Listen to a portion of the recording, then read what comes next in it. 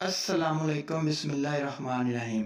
میری نند ہر روز دوپہر کے وقت گھر سے باہر چلی جاتی، جبکہ اسے تو شہر کے راستے بھی معلوم نہ تھے اور وہ 4-5 گھنٹے بعد آتی۔ مجھے اپنی نند پر شک سا ہونے لگا۔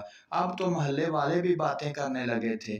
شوہر کو بتایا تو وہ بولا ان کی زندگی ہے، میں کیا کہہ سکتا ہوں۔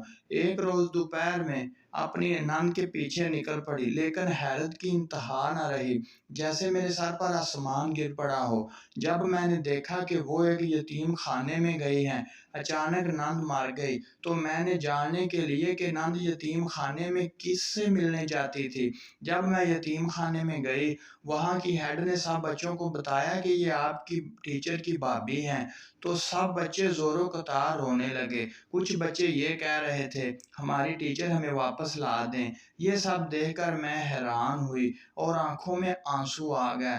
وہاں سے واپس آ گئی۔ میری غلط فہمی اب ختم ہو چکی تھی۔